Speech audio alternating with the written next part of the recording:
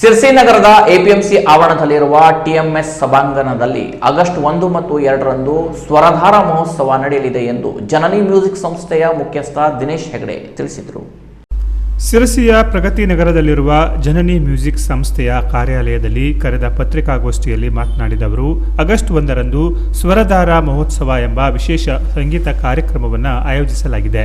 ವೇದಮೂರ್ತಿ ವಿನಾಯಕ ಭಟ್ಟ ಪುರಲೆಮನೆ ಅವರು ಉದ್ಘಾಟಿಸಲಿದ್ದು, ಅಧ್ಯಕ್ಷತೆಯನ್ನು ಶ್ರೀ ಮಾರಿಕಾಂಬಾ ದೇವಸ್ಥಾನದ ಧರ್ಮದರ್ಶಿ ಮಂಡಳಿಯ ಅಧ್ಯಕ್ಷ ರವಿ ಬೆಳ್ಳಿಮನೆ ಅವರು ವಹಿಸಲಿದ್ದಾರೆ. ಮುಖ್ಯ ಅತಿಥಿಗಳಾಗಿ ಶೈಲಜಾ ಗೋರ್ನಮನೆ, ವಿನಾಯಕ ಶೇಟ್ ಆಗಮಿಸುವರು ಎಂದು ಹೇಳಿ ಕಾರ್ಯಕ್ರಮದ ಆಮಂತ್ರಣ ಪತ್ರಿಕೆಯನ್ನು ಬಿಡುಗಡೆಗೊಳಿಸಿದರು. ಈಗ ಇವತ್ತಿನ ಉದ್ದೇಶ ಅಂತಂದ್ರೆ, ನಾವು ಕಳೆದ 23 ವರ್ಷದಿಂದ ಸಂಸ್ಥೆ ಪ್ರಾರಂಭಿಸಿ ವರ್ಷದಲ್ಲಿ ತಮಗೆ ತಿಳಿದಂತೆ ಹಲವಾರು ಸಂಗೀತ ಕಾರ್ಯಕ್ರಮಗಳನ್ನು ಆಯೋಜಿಸ್ತೇವೆ.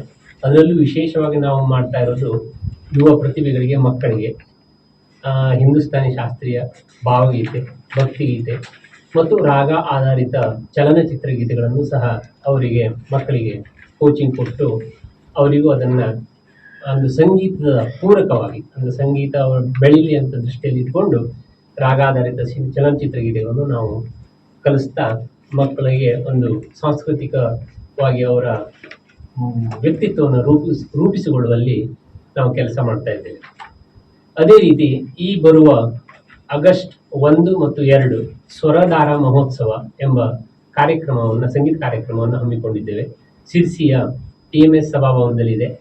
ಅದನ್ನು ಉದ್ಘಾಟನೆಗೆ ಶ್ರೀ ವಿನಾಯಕ್ ಭಟ್ ಪುರಲೆಮನೆ ಅವರು, ಹಿತ್ತಳ್ಳಿಯ ವೈದಿಕರು, ಅವರು ಉದ್ಘಾಟಿಸುತ್ತಿದ್ದಾರೆ.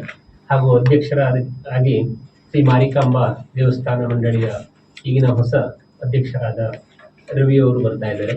ಹಾಗೂ ವಿನಾಯಕ್ ಶೇಟ್ ಅವರು ಮತ್ತು ಮಾಧ್ಯಮ ತಜ್ಞರಾದ ನಿಮ್ಮ ಪರಿಚಯವರು ಇರುವಂತಹ ಶೈಲಜಾ ಗೋರ್ನಮನೆ ಅವರು ಬರ್ತಾ ಇದ್ದಾರೆ. ಇದು ಶನಿವಾರ ದಿವಸ ಉದ್ಘಾಟನೆಯ ನಂತರದಲ್ಲಿ ಹಾರ್ಮೋನಿಯಂ ಸೋಲೋ ಇಟ್ಕೊಂಡಿದ್ದೇವೆ, ತೇಜಸ್ವಿ ಕಾಟೋಟಿ ಅಂತೇಳಿ. ಅದರ ನಂತರದಲ್ಲಿ ಶಾಸ್ತ್ರೀಯ ಸಂಗೀತ, ಶಿವಾನಿ ಮಾರೋಲ್ಕರ್ ಅವರ ಶಾಸ್ತ್ರೀಯ ಸಂಗೀತ ಇದೆ. ಅದರ ನಂತರದಲ್ಲಿ ಸ್ಥಳೀಯರಾದ ಶ್ರೀ ಶ್ರೀಪಾದ ಹೆಗಡೆ ಸೋಮನಮನೆ ಅವರ ಗಾಯನವನ್ನು ಇಟ್ಕೊಂಡಿದ್ದೇವೆ.